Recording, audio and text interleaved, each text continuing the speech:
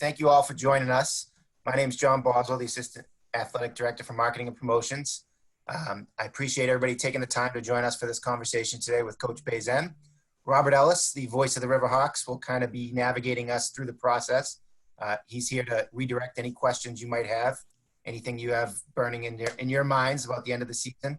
And Coach will run us through a recap of the season and then maybe tease some of next year's schedule for us.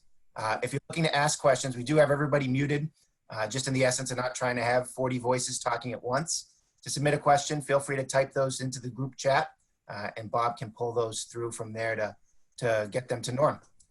But other than that, we look forward to chatting a little bit of hockey today on a Friday afternoon. Hope everyone's doing well. And Bob, without further ado, I'll turn it over to you. Thank you very much, John. I'll say good afternoon. Welcome to what is the first of a series of conversations with a coach, today featuring UMass Lowell hockey head coach Norm Bazin. There will be other coaches, and we will keep people in touch. We'll be in touch with people about opportunities to talk with assistant coaches and head coaches and various other programs as well. We hope this gathering finds you happy, healthy, and safe. We are all in this together. We will all get through this together. This UMass Lowell hockey season ended a little bit abruptly.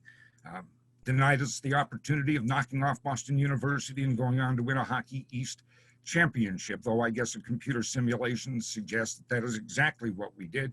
And to be honest, I'm not surprised. Norm Bazin has often talked about playing your best hockey at the most important time of the year. As I look back on this season, this club was 18-10-6, 12-7-5 in Hockey East. Entering the month of February, 9 games left. 9 games.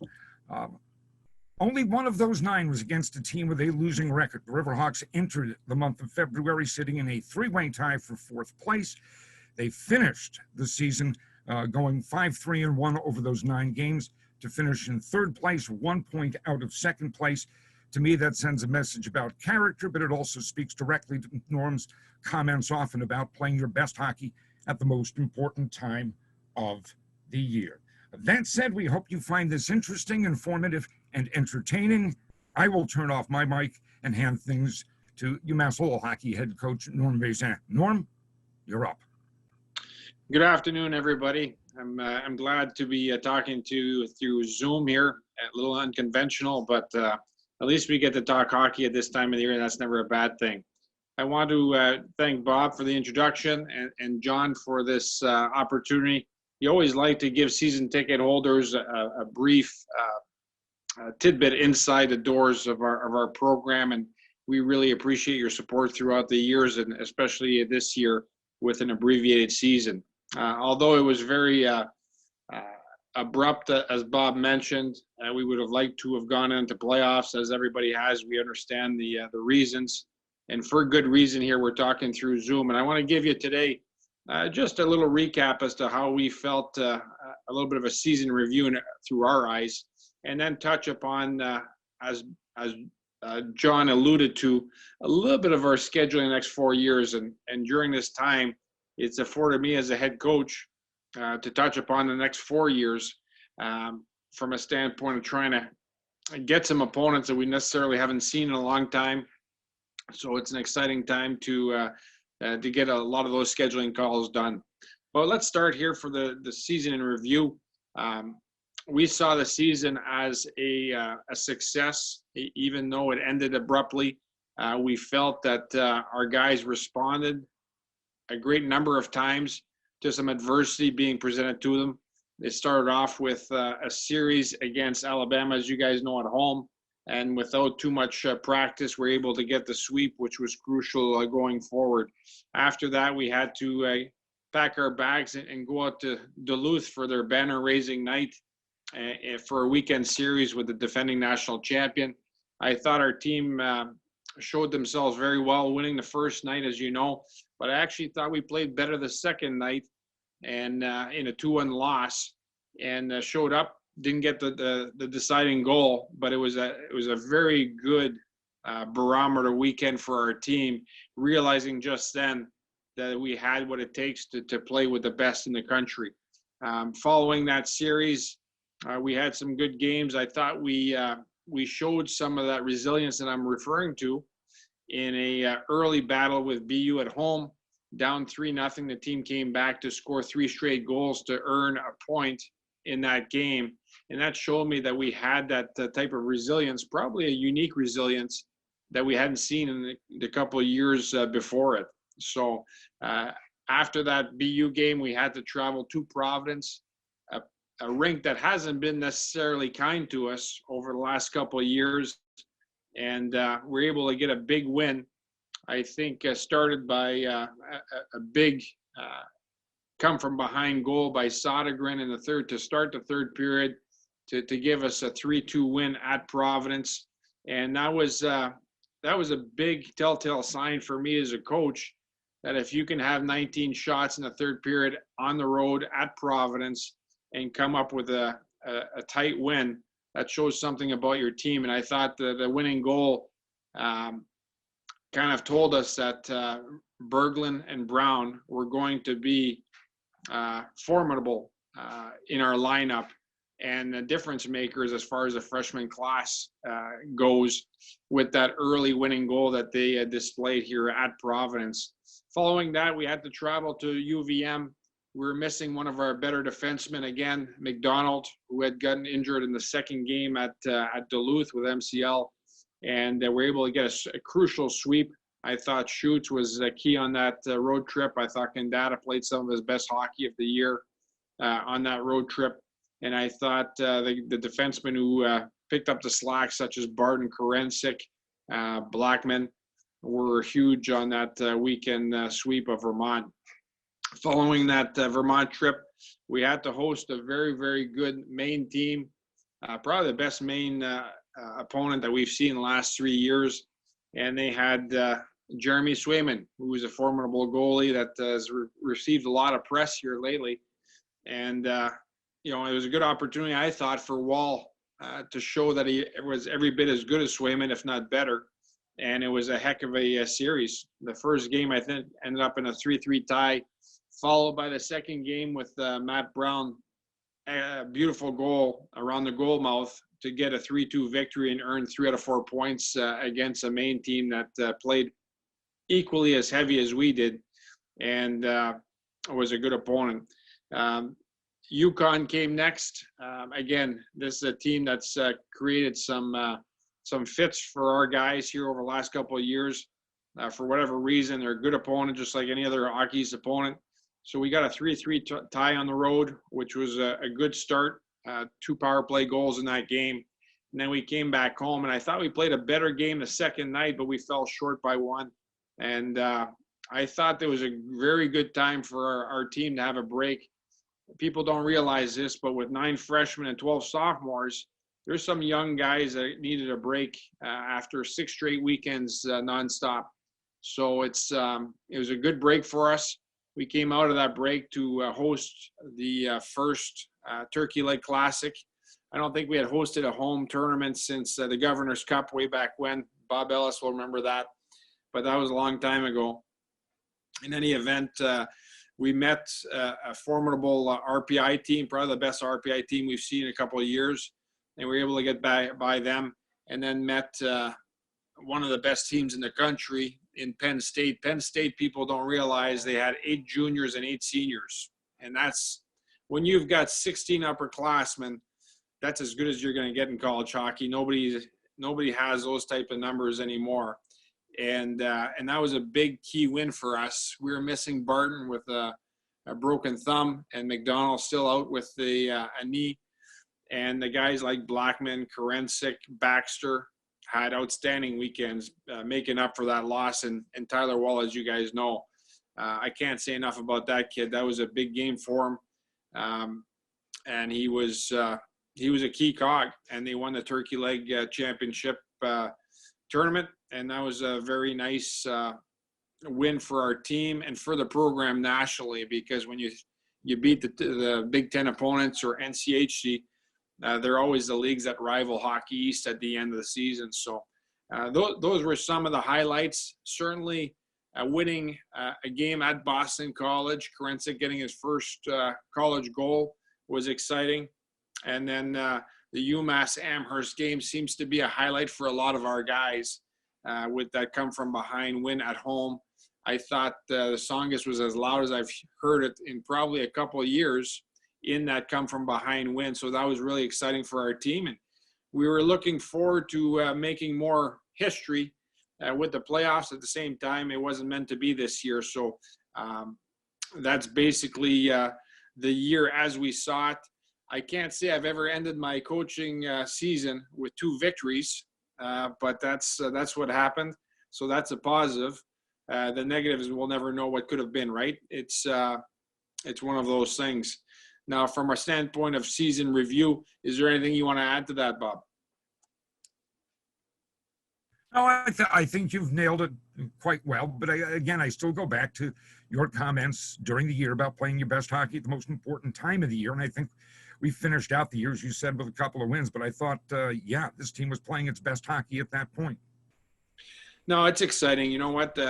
We had just finished my postseason meetings with the guys, and every one of them said they felt very, very good heading into the final weekend. And it's, it's one of those things. If you're healthy, you're in a good mindset, and you're playing some of your best hockey, as Bob alluded to, at the end of the year, you feel very good going into the stretch run. And we felt the stretch run could have included not only BU, but a weekend at the Boston Garden, and later the regionals and whatever else came after. So, it's hopefully our guys learned from this season. We've got quite a few young guys returning, and it should be an exciting time for next year. As far as the scheduling for next year, I think it's very important for people to understand scheduling is not that easy. You have to schedule 10 non-conference games, and you have to find a healthy balance between teams that you feel that you should beat and teams that you shouldn't beat from a standpoint of being really, really challenged on the road and under adverse conditions. So next year should provide all of that and more. We've got a early trip to Alabama, and always difficult to play on the road early in the year. Your details aren't exactly ironed out after just stepping on the ice the weekend before against a McGill opponent for an exhibition game. After that, we're going to have to meet and host our Duluth team that we just had a tough series with this year. We are going to host the Turkey Leg Invitational once again, which should be exciting. Bemidji and Miami are taking part in that tournament. And we are going to get what I call pre-looks at the regional tournament, in the sense we go to the Mariucci for a tournament. We're hosting the Turkey Leg, so a lot of great opponents in both of those tournaments. And we are also going to take a trip to Arizona State, which is a warm climate trip in January. So a lot of good opponents. We feel we've got a real good mix of different teams that would have qualified for the NCAA regional this year. So we're looking forward to that challenge here next year. Norm, I will tell you that we do have some questions. The first submitted by season ticket holder Alex Ari says, why do you think Tyler Wall did not receive the acclaim that Jeremy Swayman did? That means Jeremy Swayman did. Yeah, it's an excellent question. I firmly believe, and I stated in my conference call, it's something for the people out there to understand. So every other coach in the league votes for the league all-stars, and that's how the league all-star teams are comprised. You cannot vote for your own players. You can nominate your own players, but you can't vote for any of your own players. And in the conference call, I basically bragged that I felt after 6 weeks of Hockey East Defensive Player of the Week, Tyler Wall should be Player of the Year. He should be a Mike Richter Award finalist at the very least, and he should be our nomination for Hockey East Player of the Year. So not only did I think he was a first-team All-Star, I thought he was all of the above. I think a lot of people ventured towards Swayman because he had more shots come at him than Wall. He ranked fairly high in the categories, a very deserving candidate, but I just thought Wall was more important to his team, and other people felt otherwise. All right, we have a question as well from season ticket holder Ryan Ellie. Says, what moment stands out to you from this season as something that brought the team together? Was there one moment that brought the team together? You know, that's a great, that's an excellent question. I thought there were several moments. I mean, I probably rambled on about the UMD weekend, the Duluth weekend. I kind of told the guys that we can compete with the best in the country. I thought the Penn State moment was something I won't forget for a long time, because when you have two of your best defensemen in McDonald and Barton out, and you got guys like Baxter, Blackman, and Karencic, Sawchuk, raise their level of play considerably to make up for that loss. I thought that was a defining moment. So I thought there were several defining moments. I thought the win at Providence College was great. And then they followed that up with another win at Providence College. Probably the first time we've won 2 games at Providence College since, I'd like to say 1992 or something. So it's been a long time. And then the win at Boston College. So there were several defining moments. I hate to dodge the question, but there were several defining moments. Fair enough. From Charles Gullub, he says, first, thanks for taking the time to talk with everybody. He appreciates it. He says he hopes Nolan is recovering well. And he says he does have a question about graduate transfers, something we're seeing more of in college hockey these days. And he asks, do you see, with the turmoil of how this season ended, the possibility of more graduate transfers? Yeah, no, there's no question. I think it's one of the changes in college hockey that no one can avoid. I think graduate transfers are happening at a rapid rate. And I think with online school, a lot of kids who play junior hockey are able to take some classes to get ahead of the game. So I don't think we've seen the last of graduate transfers. All right, we have another question. This one comes from Rich, and I hope I pronounce it correctly, Las Carbo. Says, in replacing Tyler Wall, what are you looking to see out of the goalie group next year? Well, I'm waiting to see a tremendous competition. I'm just getting plugged in here, so that's why I went away for a second. No, we've got a young man by the name of Henry Welsh coming in. We've got Logan Neaton coming back. And that's the current situation of guys who are going to compete for the number 1 role so far. So we'll see how that plays itself out. But I expect a very competitive situation at the goaltender position, just like the forward and defenseman position. And I also expect to probably navigate aggressively the transfer portal to see if someone else might come to light here before the start of next season. We wouldn't be opposed to make it even more competitive. I would note, Norm, talking to you on a regular basis, you talk about a competition for the position of goaltender or defense. I think a point that's worth making is every single week, who gets a jersey for the weekend is kind of based on competition throughout the week. It's a very competitive practices day in and day out. Yeah, no question. That's part of the fabric of our program. And Tyler Wall was able to get most of the starts this year because I thought he was ready mentally and physically to take on a lot more games. And the year before, as you know, Harnberg was at a point where he could play any given night, and so was Wall, and that's why they split out a lot of the action. But Tyler Wall was clearly the guy this year. Next year, it's remains to be seen, I guess. It'll be an exciting part of our team.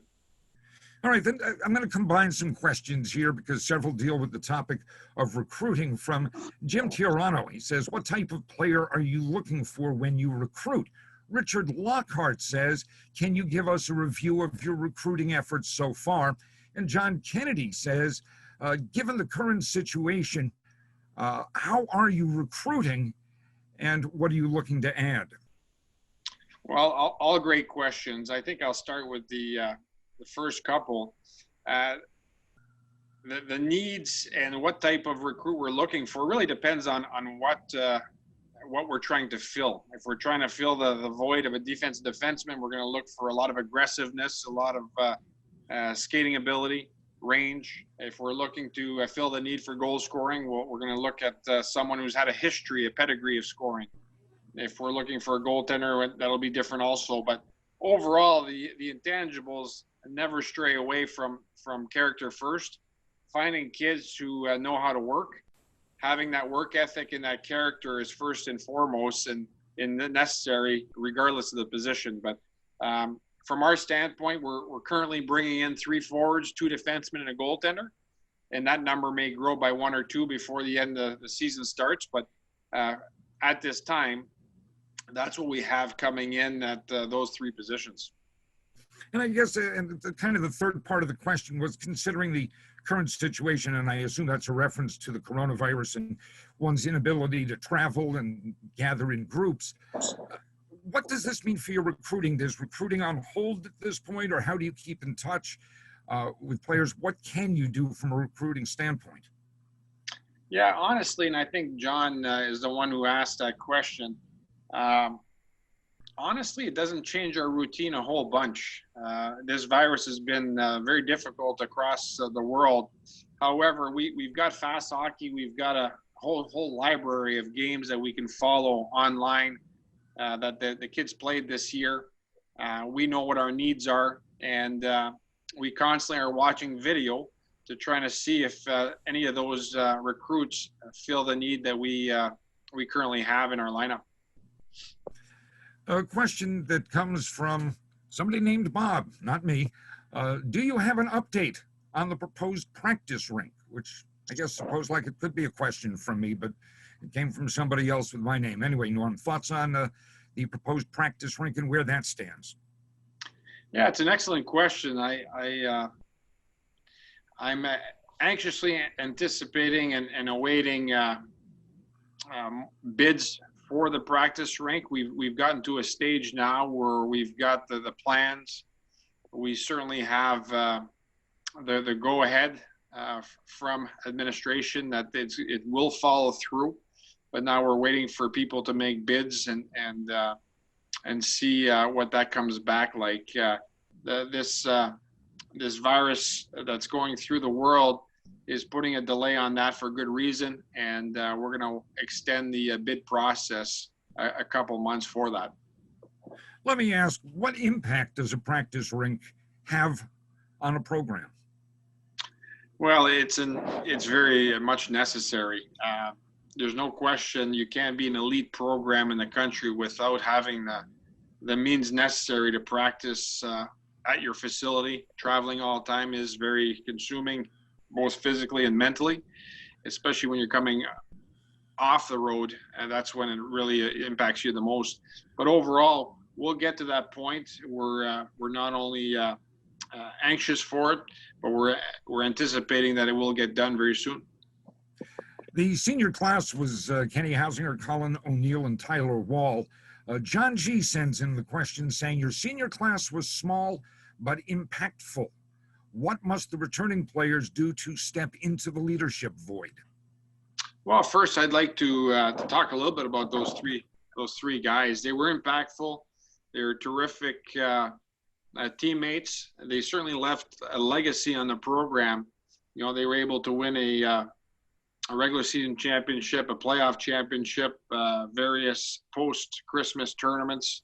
They've all graduated on time. And people forget, but we had 3 juniors leave our program early. Matthias Goranson left for the Swedish Elite League. Ryan Lowen left for the Tampa Bay Lightning organization. And Nick Marin went to Georgetown for grad school. And all 6 of those guys will graduate on time, which is a great accomplishment. And we wish them all the best here going forward. But overall, the guys coming in hopefully can fill a lot of those needs. You know, Kenny Hausinger, I think, finished with 85 points in his career. So that's a fairly strong career offensively. Colin O'Neill gave us a lot of versatility in our lineup. He was a depth forward that was excellent on the penalty kill. And Tyler Wall, we all know, I think he's going to play for a long time. He's got a good career ahead of him and was a very, very impactful goalie. And he actually won the championship as a freshman. So, yeah, we're hoping Henry Welsh can fill some of those shoes that Tyler left. We're hoping that Armstrong and Allen can fill out some of those goal scoring vacancies that Hausinger had, and obviously Jackson Starrett came from the same organization that produced Colin O'Neill, so hopefully he can fill out some of those needs. We've got a question from Tom C. This came via email.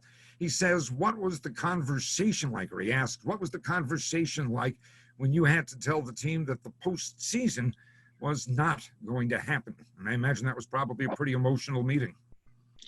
Yeah, it was. I think as an adult, you're processing things a little more clearly than young men.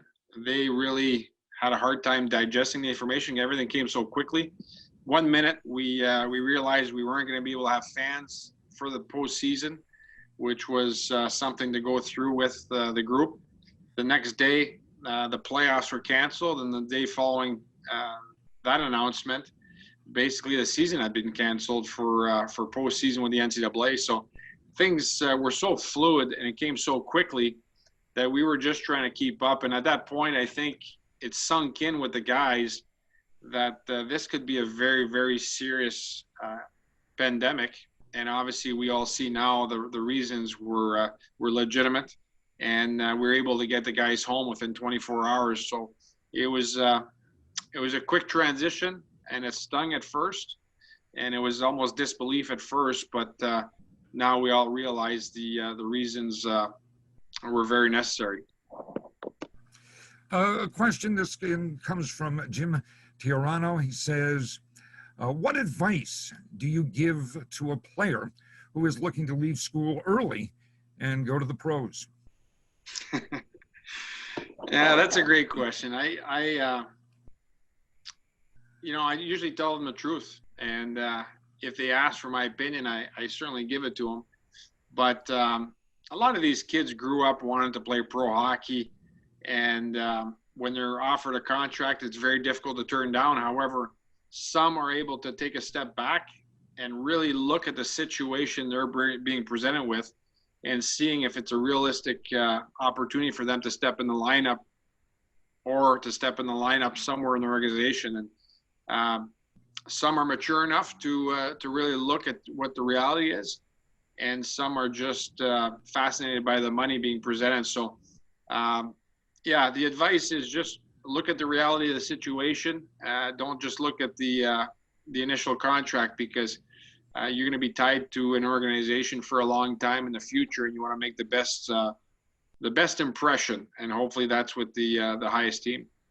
Hey, Norm, a question that just wanted to ask, covering this team over the years, I know you've always emphasized community service, and I've accompanied some of the athletes when they've gone out to various places within the community and when they've learned about the neighborhoods in the city of Lowell.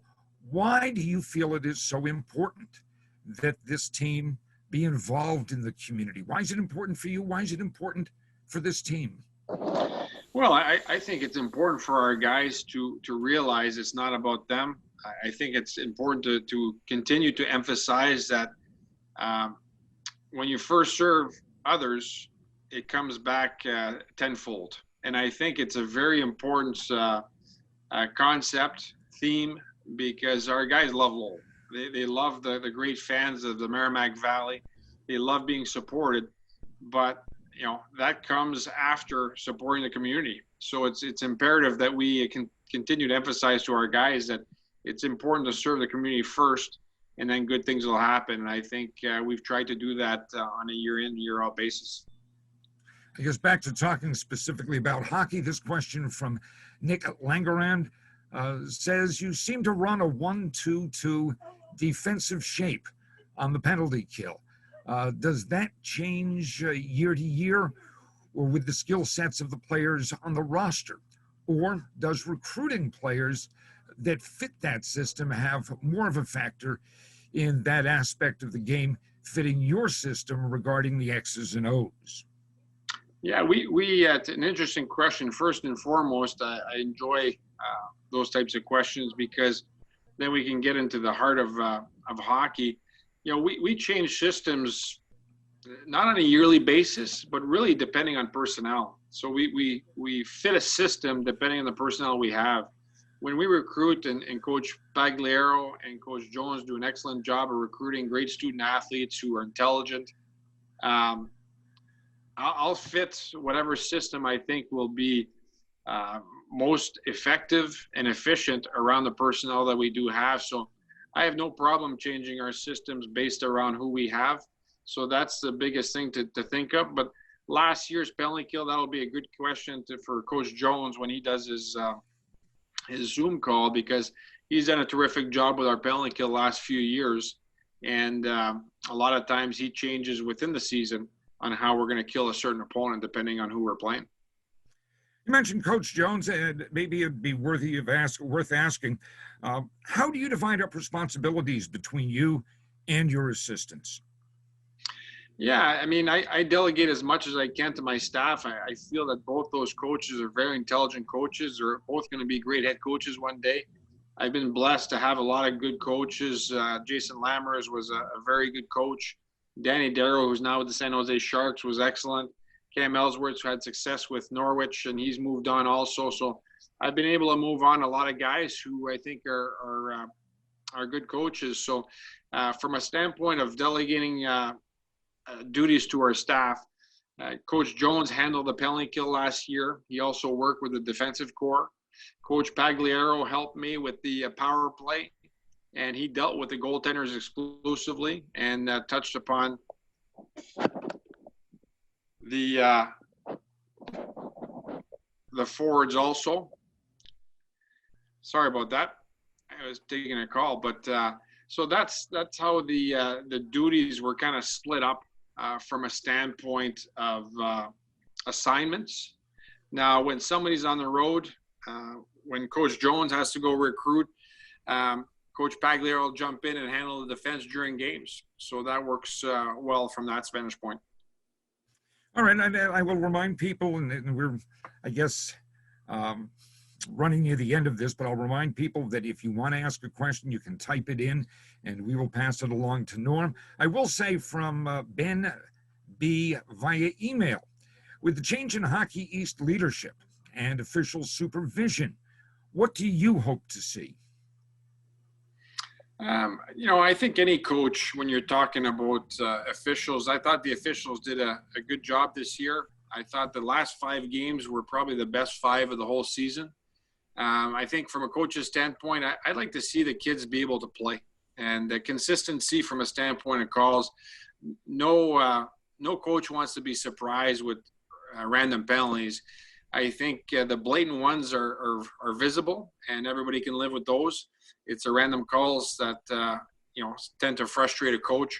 So from my standpoint, consistency is the biggest factor when you're talking about officials. It's a very difficult job, and I'd like one day to see a gag order go in for every level of hockey, whether we're talking about the NHL, youth hockey, or college, where coaches aren't allowed to talk to referees, because I think no good comes of that. One other question I'll ask about officiating. I'm just curious, does Hockey East have a system in place where officials are judged, ranked, rated, and do they get some sort of assistance if they are, shall we say, ranked low? Can you repeat that question, Bob? I didn't quite get that. I'm just trying to find out if Hockey East rates officials. I don't know if coaches get a chance to fill out some sort of thing saying this guy does a good job, that guy does a good job, but this guy needs some improvement. And if, at least as far as you're aware, does Hockey East work to raise the level of officiating? Okay, is this a Bob Ellis question, or is this a season ticket holder question? Oh, no, this is a Bob Ellis question, because at times, I've gotten a little vocal in the press box.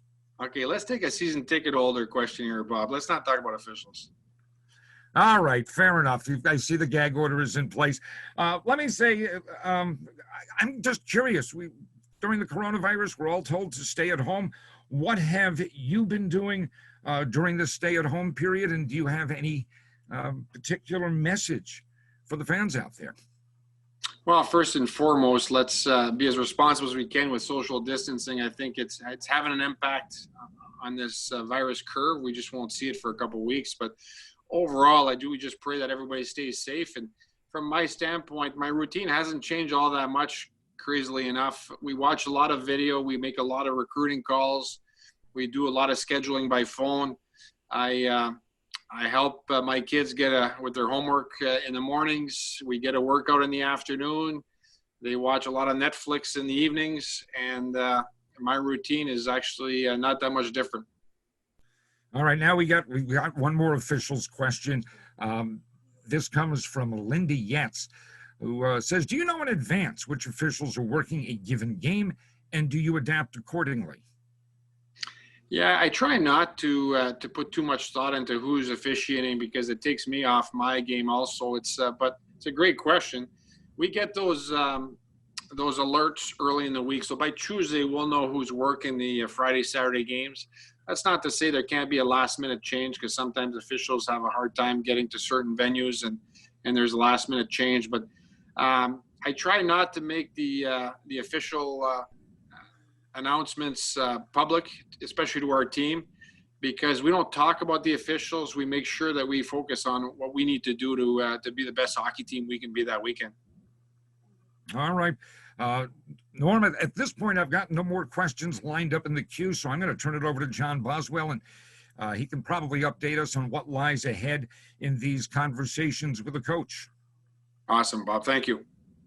Thank you. Thank you to both Norm and Bob. And thank you to all you for submitting questions today and joining us for a little lunchtime hockey talk. And hopefully it got us back on to something that's a little less pressing to talk about. And it was great to talk hockey. And I thank you both for navigating us through this. Our next chat will be scheduled for next week, and we'll have an email invitation out for you for that.